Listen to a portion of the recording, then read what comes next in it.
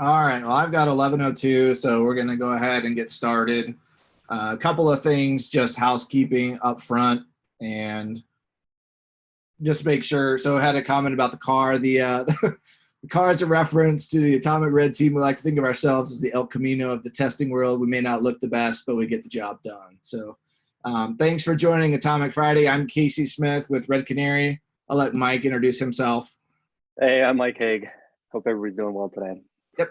And we put our email on there. We use that alias. It goes into a bunch of us on the research team here at Red Canary. So best way to reach us if you have follow-up questions or need additional resources on anything atomic related. And I'll go ahead and kind of get started with the overview. These are really interactive sessions, so please ask questions. In Zoom, there's a QA box, so use that. It helps us track what we've answered and things a little better than the regular general chat box. Like I said, it is going to be recorded, and what we're going to talk about today is really around focusing on initial access. So the idea here is how do adversaries gain a foothold, and then we've got a couple of new tests related to Atomic Red Team and scripts that Mike's built to help you generate some payloads and tests on your own. So just a real quick background, because a lot of people that join us on Atomic Friday, some of you have been with us for a while, some of you will be new. Just a real quick landing page for resources, all things really Atomic Red Team related.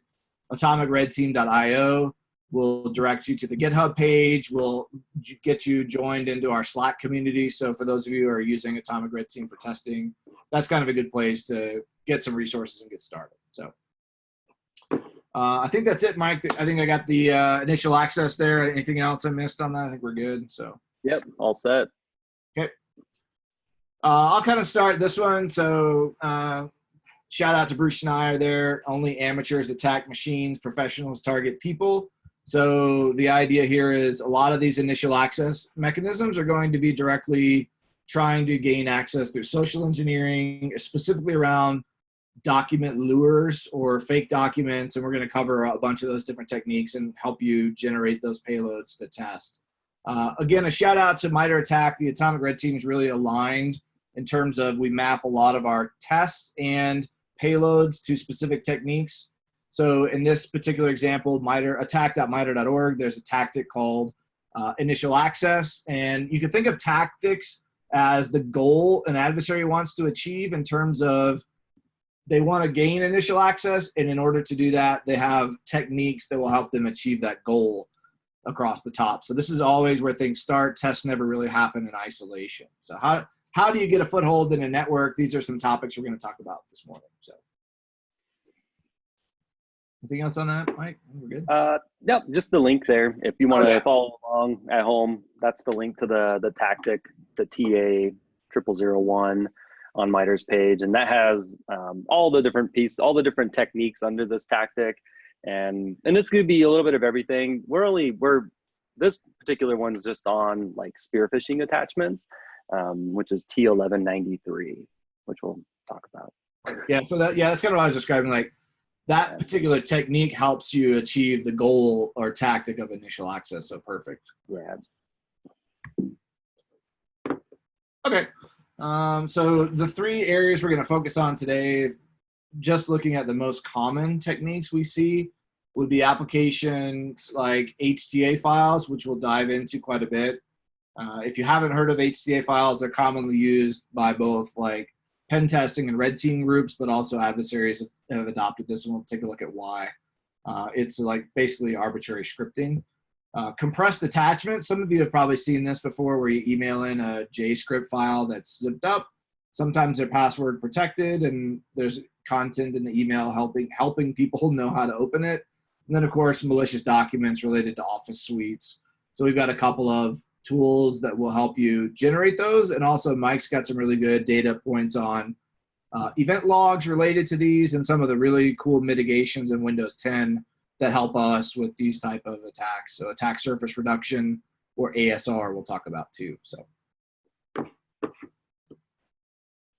all right, I'll let you take it from here, Mike, real quick. Just getting into like how do we actually test initial access. Go with the first topic here.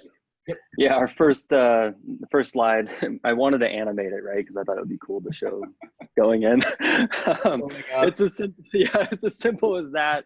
Taking your payload or whatever it is you want to do, HDA, your dock, and just zipping it up and shipping it. So if you want to just flip to the next slide, actually a little easier to discuss. So in this case with Atomic Red Team, if you've gone through our chain reactions directory, the artifacts directory, you'll see there's a bunch of chain reactions, they're bat files, PS1 scripts. It's easy enough to zip those up and, you know, simulate that delivery internally somehow. I found too that we have a QBot chain reaction, which is a VBS script. We see a lot of zip plus VBS.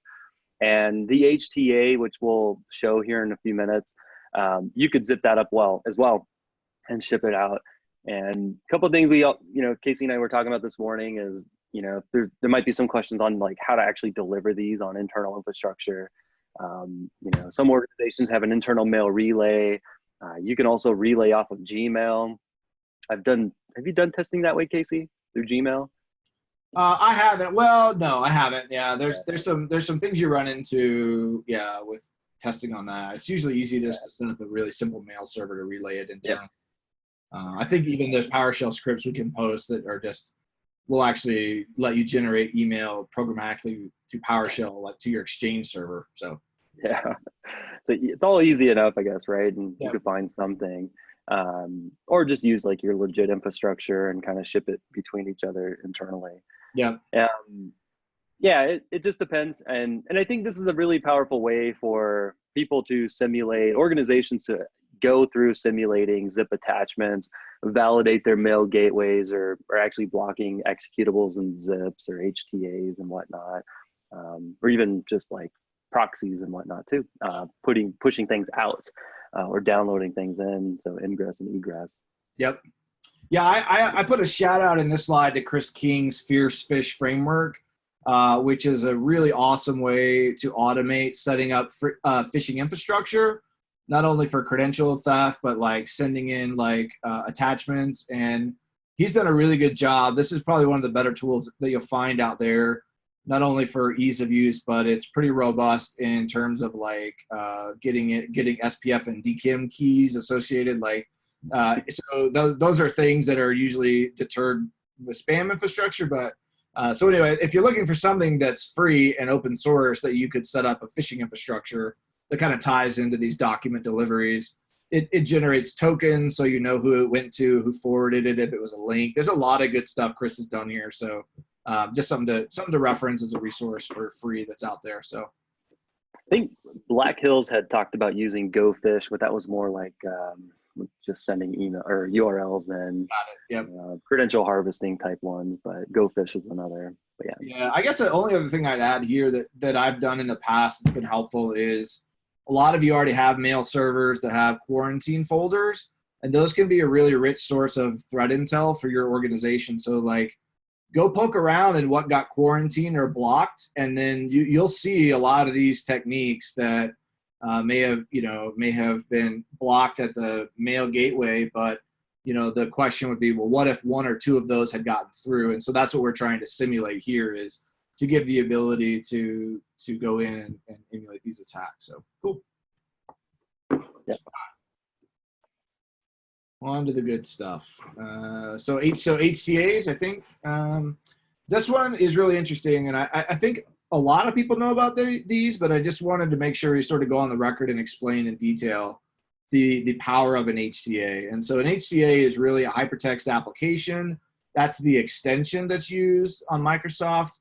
And it is an unconstrained script host. And so what I mean by that is an HCA doesn't constrain things the way, say, Internet Explorer would. So like with Internet Explorer, there's sandboxes, there's allowed or approved ActiveX controls.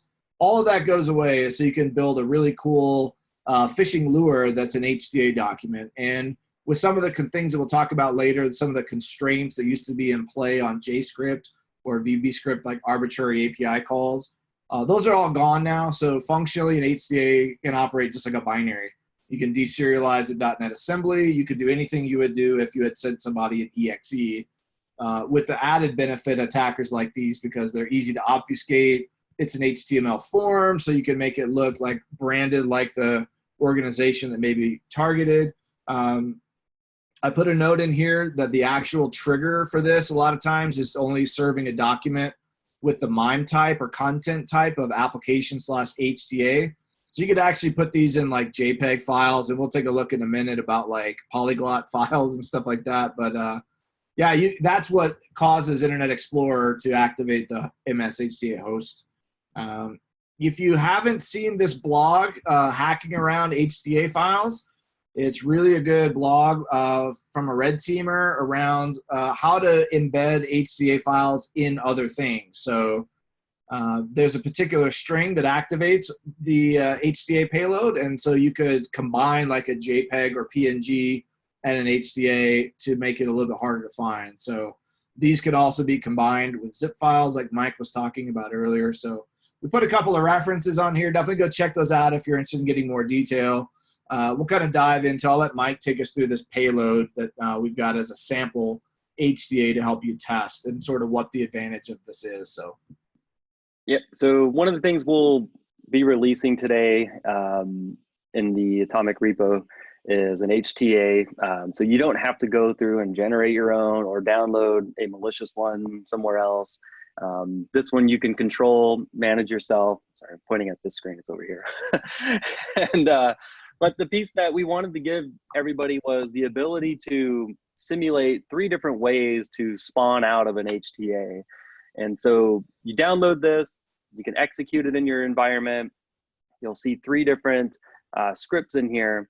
And we wanted to give 3 to simulate, obviously, 3 different ways. And the very basic one, which most everyone catches, is the spawning of, the child process from MS-HTA, something spawned off of MS-HTA. But what we began to see is COM object usage more recently. And so we added 2 of those in here where it will now spawn command or spawn off of something else. This is what we call COM trampolines. You'll notice references in the later code that we have, but the second one and the first one up here will spawn. So the first one will spawn off of Explorer. MS-HTA will launch. Your calc will come off of Explorer. So Explorer command calc, and it looks like it just came out of nowhere. Yeah. And that's the power of like destroying or like wrecking a little bit of our parent-child relationships. And that's what we want to help everybody begin to test using Atomic. Yeah, I think this one, yeah, go ahead, sorry, yep. I was going to say the second one, it comes off of WMI PRVSE. Yep. It uses WMI.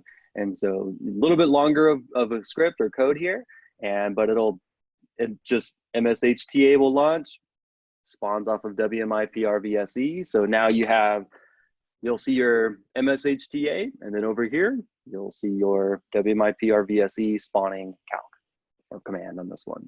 Yep.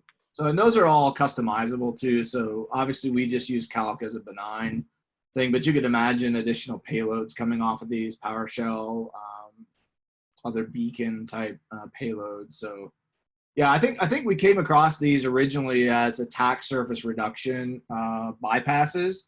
And I don't think, I think as these have evolved, attackers have figured out that also evades and process ancestry detection. So you won't, like type 3 there on line 23 is the most common. The other 2, type 1 and type 2, are really more contemporary what we're seeing attackers do. So, yep. Yeah, we stumbled upon that tweet. What was it, like November or December or something? Yeah. And then wasn't too much long after that, we began to see these things in the wild, ASR bypasses are the new thing. Yeah. All right, so I think we've actually got some screenshots, Mike. I'll kind of pause there just before we do that screenshot. If there's any questions, just a reminder, drop them into the Q&A box if you have any questions on the code. Like I said, Mike we've got all this in GitHub, but if there's any questions, feel free to interrupt us. These are pretty interactive. So, but I do think you have some screenshots here next that show like the progression in some of our tooling around what that would look like. So. Yep, so this is Carbon Black response. So like I mentioned, there's gonna be 3 that execute. I just put the 2.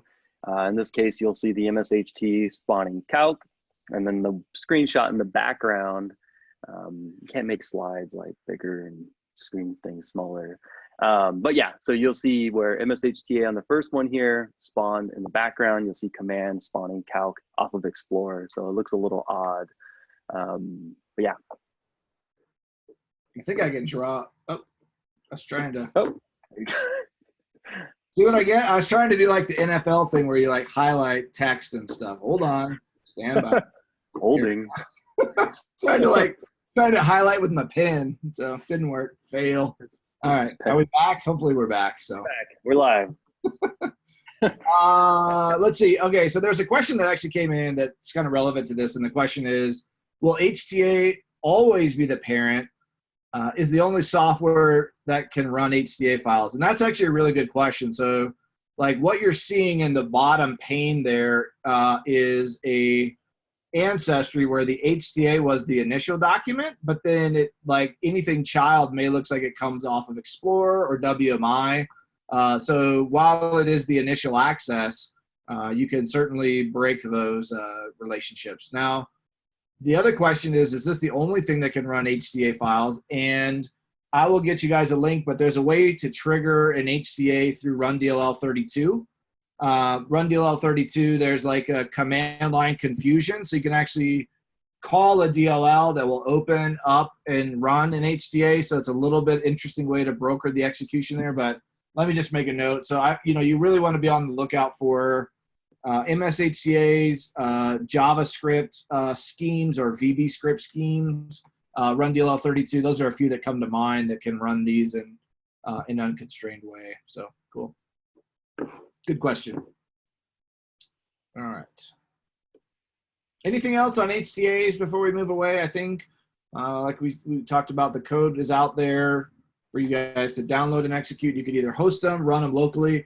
It's actually interesting to observe the behavior both ways, because if a user is interacting with Internet Explorer, the execution chain looks a little bit different than if, let's say, they're in Chrome and downloaded and executed the HTA. And I don't know that we have any specific screenshots of that, but leave that as an exercise for you guys to test. Like, there's definitely different behaviors if somebody launches it through the shell or launches it through the browser. Something to be aware of. So, yep. Just so everyone knows, I just posted the link to the all the files that we're referencing today. I put that in the Zoom, and I also put it on Slack on the Atomic channel here, Atomic Red Team General.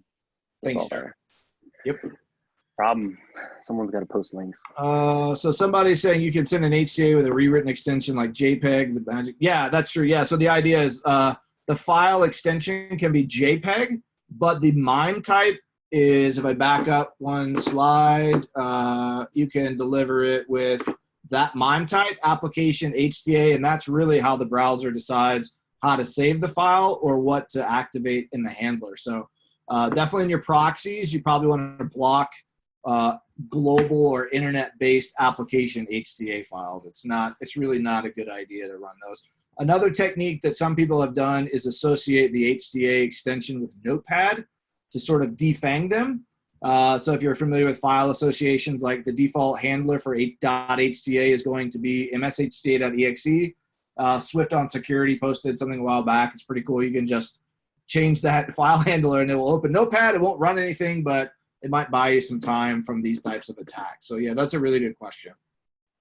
I think that there's also, like, I think in Swift's config or his blog or something, he talks about changing that for a couple different things to open a Notepad, the files. Yeah, JS and VBS files too. Yeah, that's cool. All right, so yeah, if there's no other questions, we've got a couple other techniques I think we wanted to dive into, then we'll get into some of the builders or payload generators. So. We have an optional tag on this one that we did not fill in because it was optional. Oh yeah, there we go. Yeah, yeah, that's what we get for using the defaults. This is Yep. This is great. I mostly blame Mike for doing that. So we'll have to talk after this. So. It is a troll, Casey troll. Easter eggs in the slide deck. Be ready. So yes. We also wanted to produce a way to generate macros in Excel, and I was hunting around quite a bit looking for different tools that are out there today that allow us to generate macros, and a lot of them led to like heavily obfuscated and just crazy things. And all I really wanted was like a way to just generate generic macros that we could just add to Atomic so that people could just get it, either a doc or a script or something, and begin to generate macro documents to test within their environment using the attack surface reduction macros that we used within the HTA. Again, that tweet that we saw, I think it was December or so, and then other research that's been performed. I think there was like maybe 10 macros in total that are ASR bypasses or attempted ASR bypasses. Yeah. And so that's where all this kind of comes from. So if you flip to the next one, we maybe just real quick, like for those of you who aren't familiar with the ASR, attack surface reduction, it used to be rolled into EMET in Windows prior to Windows 10, and so now Windows 10, the ASR tooling, or especially around Office, has some very specific guidance on like, don't let Office spawn a child process. So that one's pretty basic and naive, and so that's why attackers are looking at these COM objects to evade. So yeah, so yep. Which we call out on this slide, and the next one. I'll be here all day. Yeah, it is Friday. So part of Windows Defender Exploit Guard, Windows 10 1709. So what I recommend is if you're going to test all these macro executions, or if you want to play with ASR, get like the more recent version, like 1709 or more recent. And you could begin to play with these and see what they look like. They're all just group policy objects, and they're pretty easily customizable. Microsoft actually has a really cool demo where you can like sign into their little demo. They give you all the PowerShell commands. You can copy it, paste it right into your box. It'll enable all of them or set them in audit mode just through PowerShell. And which brings up a really cool thing I'll talk about on the event logs. They all seem pretty efficient. Like it says that it'll block child processes, which is why Carlos Perez and crew on Twitter and all over the interwebs were talking about how can we bypass this. And that's why we're seeing it in the wild now, because they want to make sure they have their fruit can actually prosper within your environment. Yep. But it does have the potential of blocking a lot of macro-based attacks. And so we talked about like that WMI macro on the HTA. If you had ASR enabled and it spawns a child off of WMI PRVSE, it will actually prevent it. So there's little things like that. There's a lot of pluses and whatnot. Yep. But I probably would say, right, Casey, like with anything, it's going to take a little bit of audit mode and then putting it into production just to see in your environment what is doing this normal, and then you can kind of whitelist machines or different apps and go from there. Yeah, certainly there's always exceptions, right? There are people whose business workflow is they have to open documents, they have to enable macros, but for most of the workforce it may not be true. So that's where you would like test and prototype and scale that out. And yeah, heavily review the logs. We'll talk about on the next screen to make sure like that'll track and tell you what would have been blocked. I mean, the reality is, even if you do block some of these, and you probably will, just have to accept that and just know there's just a time to respond to the business to get them back up and running. But most people would be okay within a 30-minute time frame to reconfigure something to get the document open. But especially if people are emailing around macro documents, it's a pretty limited set of people that need an Office 2003 macro document. But yes, there still are those cases, I'm sure. Spawning calc. Someone somewhere is launching missiles from an Excel macro. Office 2000. So all the different ones that you can use. I actually grabbed this from that Microsoft demo or on their page. Because that URL is like crazy long, I just created a bit.ly. It's not evil in any way. I'll actually copy that link out now and drop it into the Atomic Slack and the Zoom chat. So if you guys want to check them out live, put that in there. But yeah, here's all the different things that ASR will help with preventing, creating child process, executable content, injecting into other things. And then in 1803 Windows 10, you can see they added a few other things like ransomware prevention. And some of those you can actually see if you open up Windows Defender, they have like the ransomware prevention piece built in right in there. You can enable it. They've been adding a lot of really great things to Defender. If like you just pop up, there's all kinds of new like shiny objects. It's really cool. Yeah, that's probably the story to tell here is Microsoft's done a lot of engineering and like work to like you get these things with Windows 10. So, you know, there's no additional, like it's another layer that you have baked into the operating system. So if you haven't looked at these, it really helps specifically with those what we call like naive or commodity attackers who don't have or aren't specifically trying to evade these defenses, which is you're starting to move into more advanced actors that do that. But a lot of this noise and commodity stuff can be killed right out of the gate with some of these built-in tools. So there's nothing to buy in addition to what you've already got with Windows. So that's the pretty cool story. And then of course, validate that. And that's why we've created some of these payloads to ensure that you have it configured properly and that the expectation is right. So there's a question that came in that's actually really good. Do you have to run Defender in order to do ASR? So in my testing, I found that you do. I disabled Defender, ran my macro and I ran fine. I re-enabled and it appears it does need to have Defender running.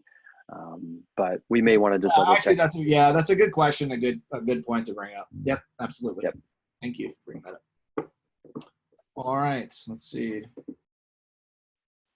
I think this is your log. Yeah, this is a cool screenshot, Michael, you talked to just about like sort of the rich telemetry you get in the log file. So.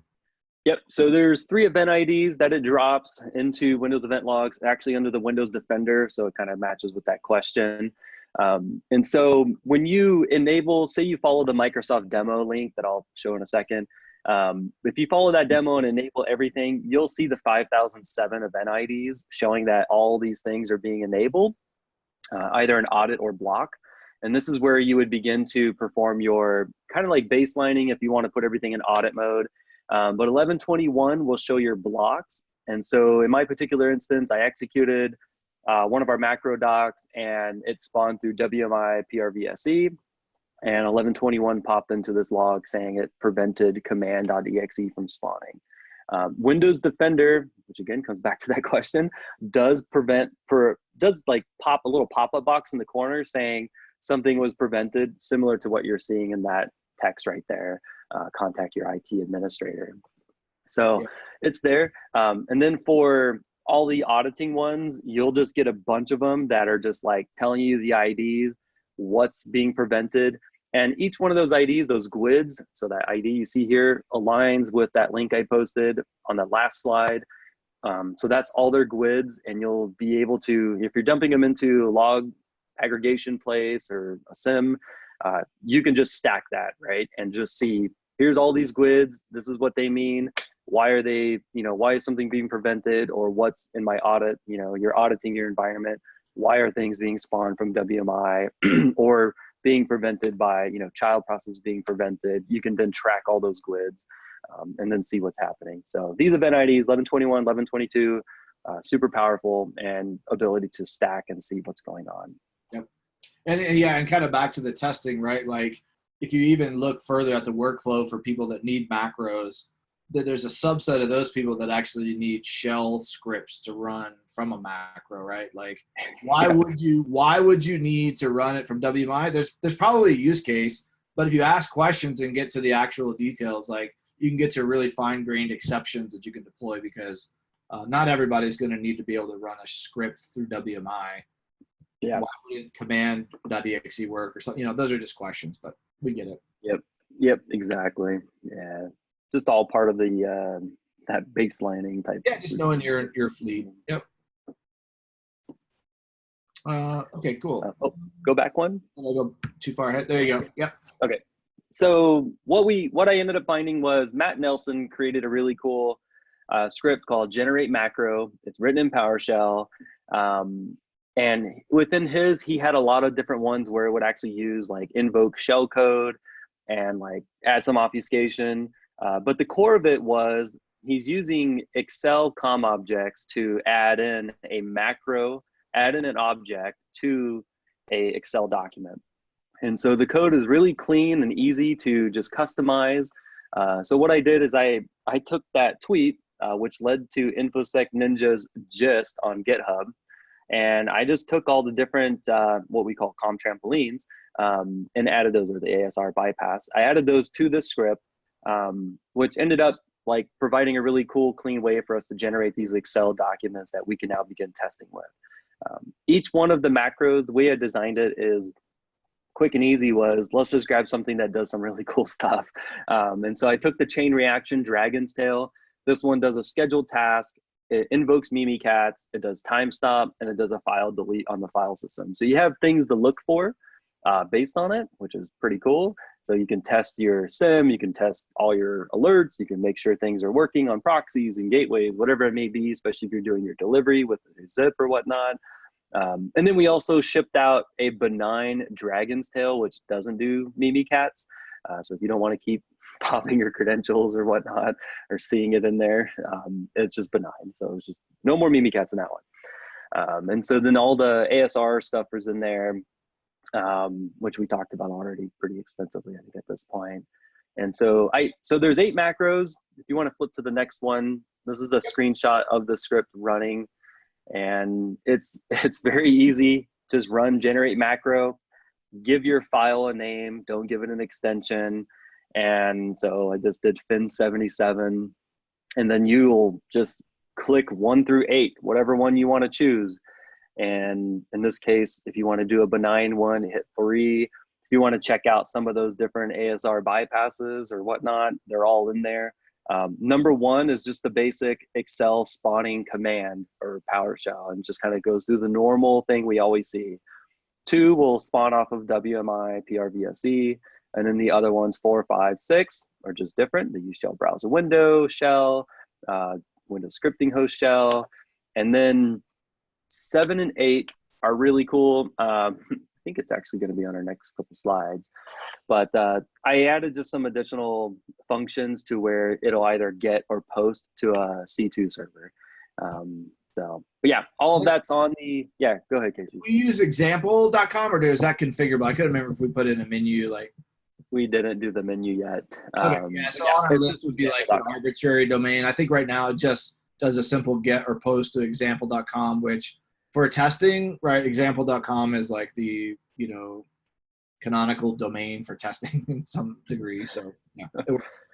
Yeah, and we're not posting anything like truly evil to it or whatnot. But. No, again, it kind of goes back to that idea of atomic. We're trying to break it down and look at like the smallest unit that can be observed in different chains. So, like if you wanted to be able to, if you had to find in an incident a particular post or get, like this is just a really easy way, a benign way to simulate it. And that exercises a lot of telemetry from both network, endpoint, proxy. There's a lot of things in there that would be useful to go and practice. Could you reconstruct that data? So awesome. Yep. Yeah, and that's when I'll show it here in a bit. That particular piece, that function we wrote. Yeah, you can customize it for a lot of different things, and that was the idea. Is I wanted at least to have some things in there. You can change the user agent and whatever type of content, and yeah, it's awesome. So that's a good, so huge thanks to Matt Nelson. He kind of architected the template, and we just kind of borrowed it, and Mike wrote it. There on the left side of the slide there, I just noted like right now it's in a branch called Atomic Friday with today's date initial access. The reason we have it in a branch right now is just so we could get some feedback. So we'd love for people to test it.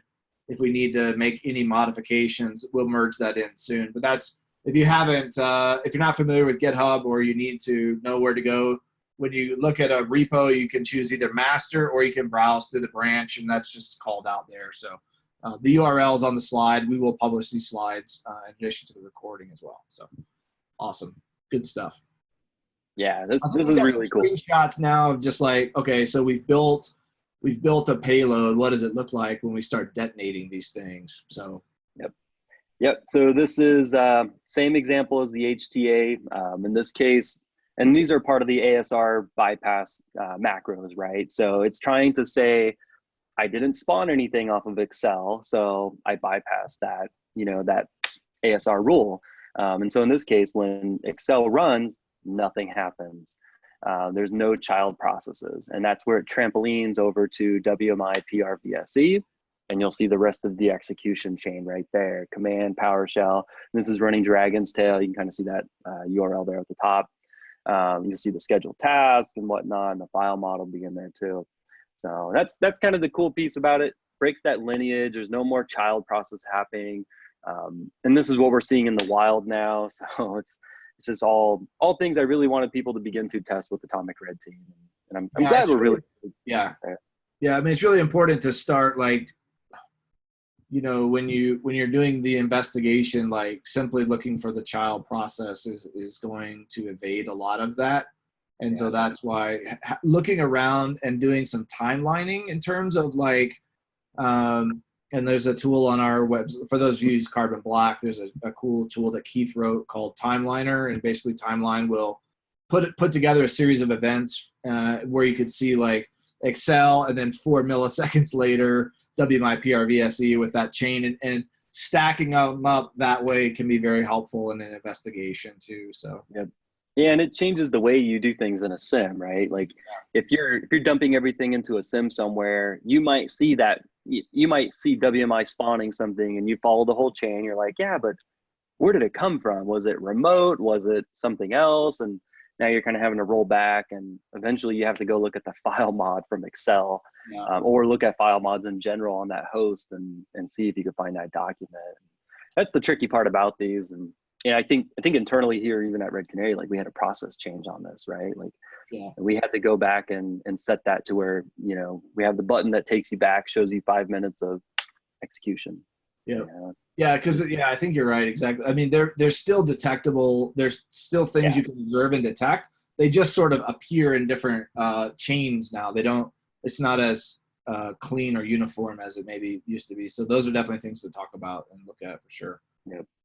And then scheduled tasks and some of those things all can be created programmatically within PowerShell or within VBA or COM. So like, be thinking about that too, right? Like it may not actually spawn a command line of SCH tasks. It may actually create the object programmatically. So cool. Let's see, what do we got? Oh, there's your macro there, I think. Are you ready for the next slide? Yeah, good. All right. So the nice thing about this code is it's so clean to copy and paste a function. It's all in PowerShell. If you open it up in ISE, PowerShell ISE, it's super clean. Or if you just look at it on GitHub, you literally just copy the function from beginning to end, paste it at the bottom or wherever.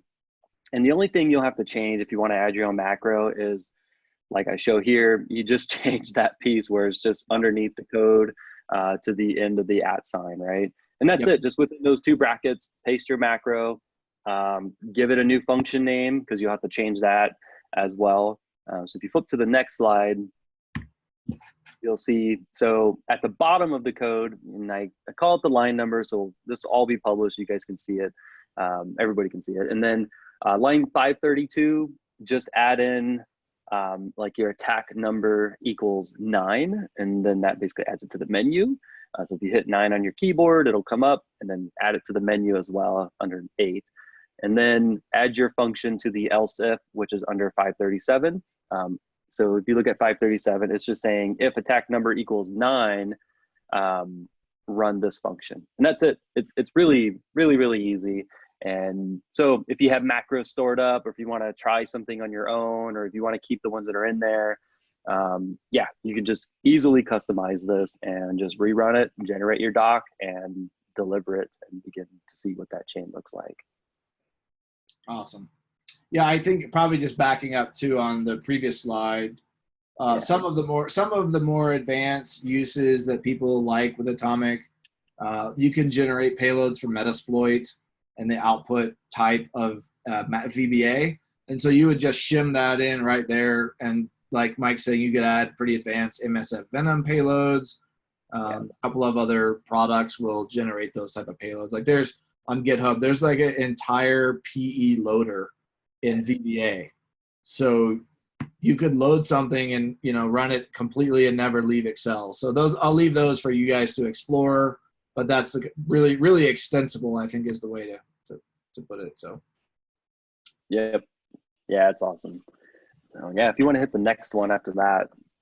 So this is the command and control for macro 8 and 9. It's so basic, but it's enough to get you started. And the function is just go to this URL, post to it, use this user agent and that content type, and send Atomic Red Team. Yeah, that's a nice marker in the header to just go look for and extract, like filter if you're using a tool to stack your user agents and stuff like that.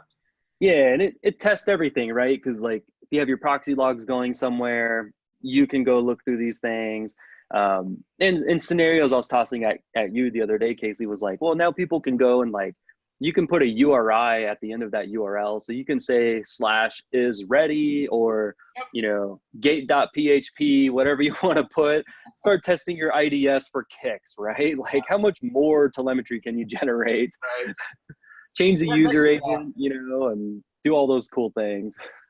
Yeah, that's actually a really good. I mean, I think proxy logs are often underappreciated, but if you want to do a really interesting hunt for free, go look at like export your UA strings and you'll find like, why is there only this one, or why is this misspelled? And like, there's a lot of really interesting like tradecraft that gets burned because they have terrible user agent strings. So, yeah. it's fantastic. Yep.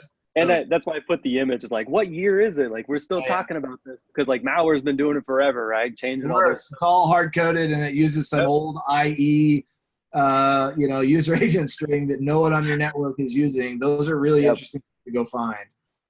And then probably the trick there is then tracing that back to a process, right? So depending on the EDR tool, how quickly can you go from a domain call to a host to a process?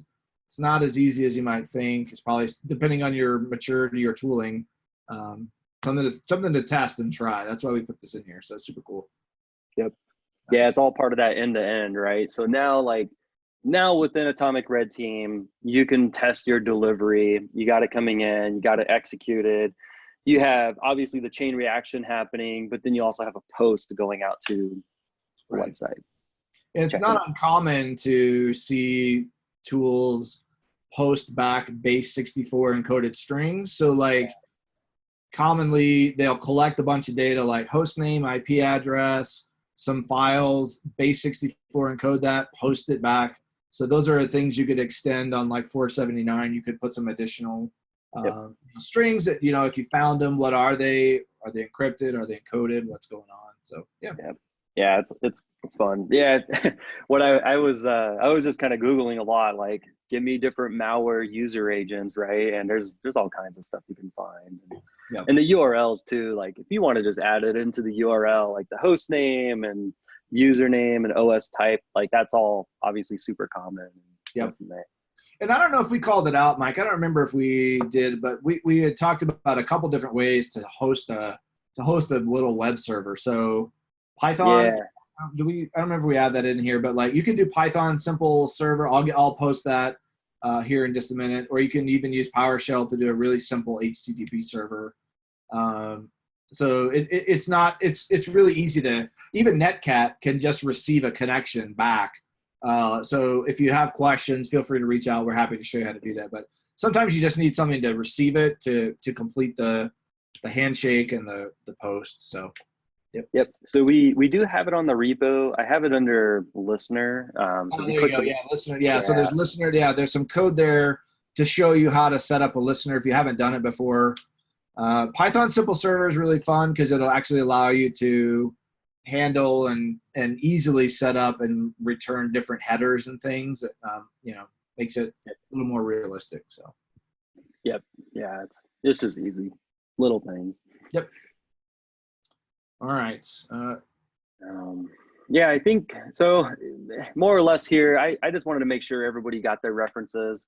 A lot of this was adopted from Carlos Perez's work back in 2017 when ASR was really adopted into Exploit Guard.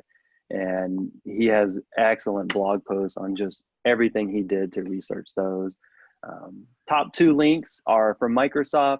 That second one is the demo where you can copy and paste all that PowerShell, enable into audit and block mode. really gets you going. Other ones in here, Advar Mo, he had some excellent research on it. Spectre Ops in there too.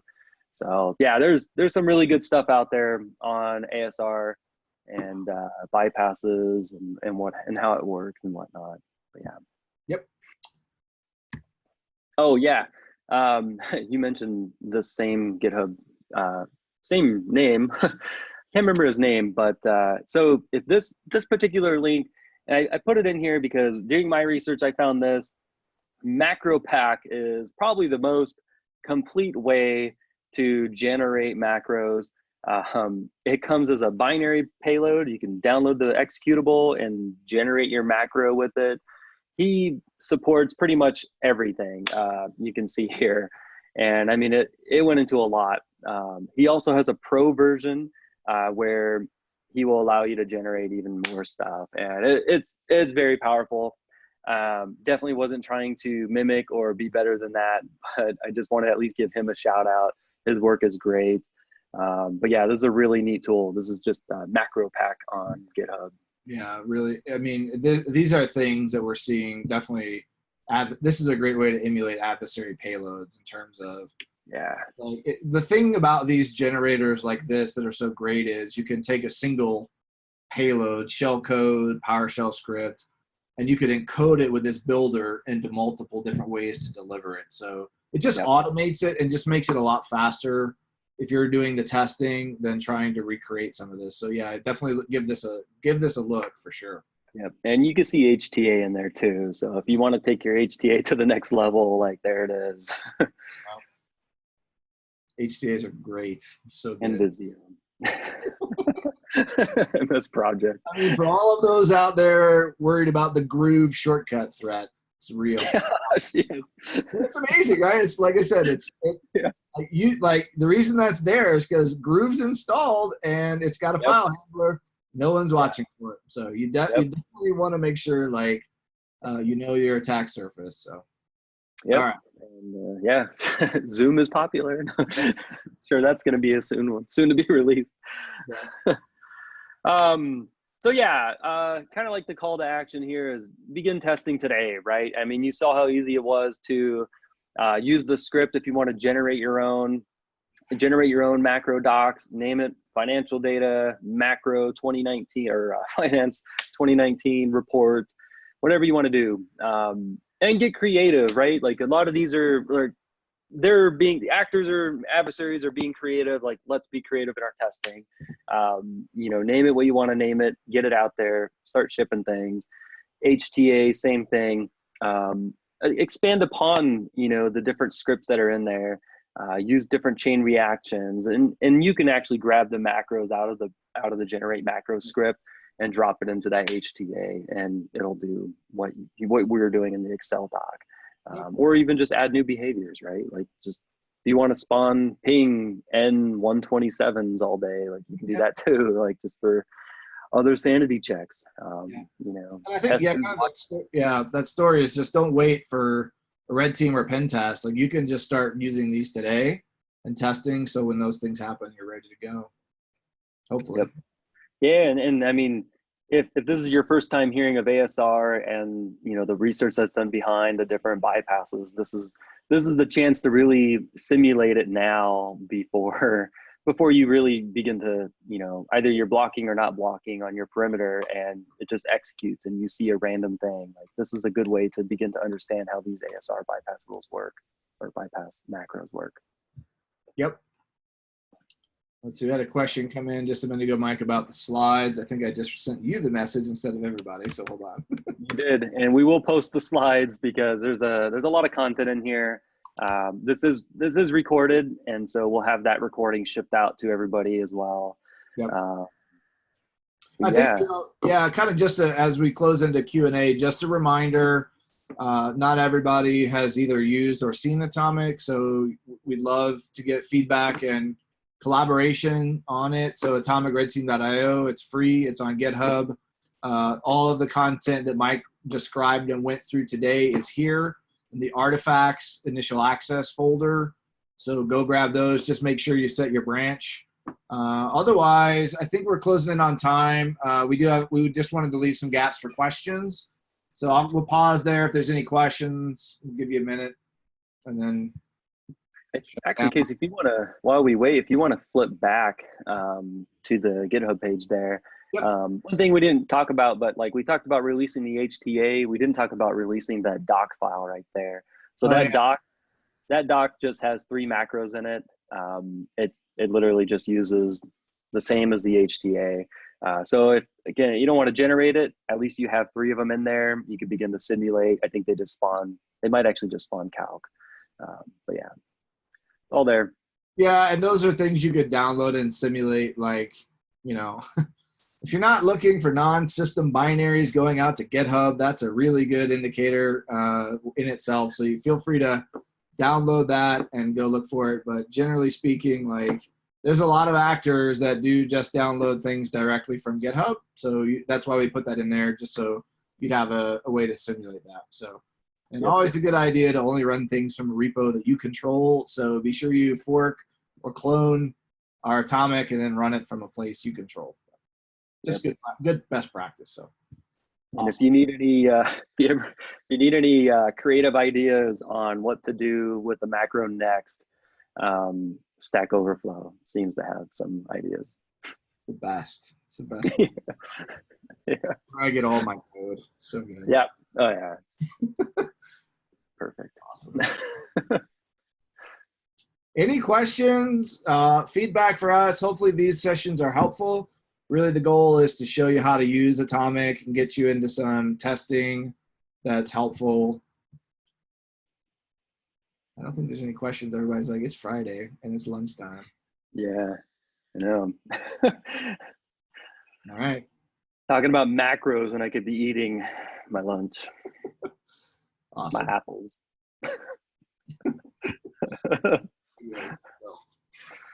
Well, they say you're supposed to wait at least 15 seconds to let people formulate a question, and it's been, I think, 15 seconds. So we'll, if there's no other questions, thank you all for your time today. Feel free to share. Oh, it looks like a question came in. All right. The question was, Defender is required. What is the feature? Defender is required for some of the ASR logging and blocks that we described, that attack surface reduction capability within Windows. So probably we will post a reference. I don't know if we had it in the slides, but to go get more information on ASR and how it integrates with Defender, we'll get that out for you. But I think the story there is really there's a lot that's built in that you could leverage today. So absolutely. Okay. I think it might be exploit guard. Okay. Yeah, I think it's exploit guard. That feature is needed. In Windows 10, was it 1709? Yeah. And I don't know. Everybody's got different products, so like we were showcasing that one because it's built in. You may have different security stack or vendor, so feel free to. That's what we want you to test. So. Our El Camino is modular, so it may be a little right. You can trick that thing out and make it look as good as you want. It's really good. Yeah. It could be as basic as you want to make it or as advanced as you need it to be. Yeah, and that's probably good to at least bring up because it's just a reminder, like we've always had with Atomic, like there's a lot of teams that can't stand up infrastructure. They have their part-time limited, security role even. And so the idea was really quick ways to generate tests.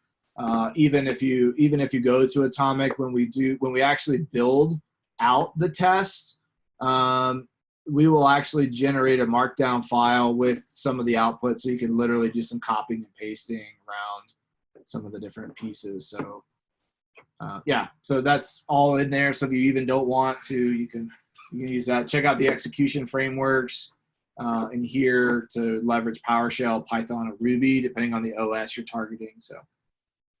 Yep. Yeah, I think what was it? The last Atomic Friday we had the invoke. The install Atomic Red Team. So that's under frameworks. If you're just getting started, you want to install it easily and begin using one of the PowerShell execution framework real quick as well. So it's all in there. Yeah. El Camino. Oh, this is probably kind of fun. I don't know if people have seen this. While we're just waiting, there's some attack navigator layers because some people have questions around coverage. So if you haven't seen attack navigator, all of those are generated so you can see like by OS, by technique. So yeah. And we generate those live now, right? When every time a new build. As a new technique, and that Tony did a lot of work on that. So a huge shout out to Tony for building that into our framework, because now you can actually create a new technique, merge it, and then it automatically creates a new navigator layer. It's pretty awesome. That's awesome. That's very cool. All right. Well, thanks everybody. Have a great weekend. If you have any questions, remember research at Red Canary, reach out to us. Look forward to talking to you or hearing about ways you're using the tool or feedback on improving. So thanks again for your time. Awesome. Thank you. Everybody have a good day. I'm trying to figure out how to end it. I can do it. All right.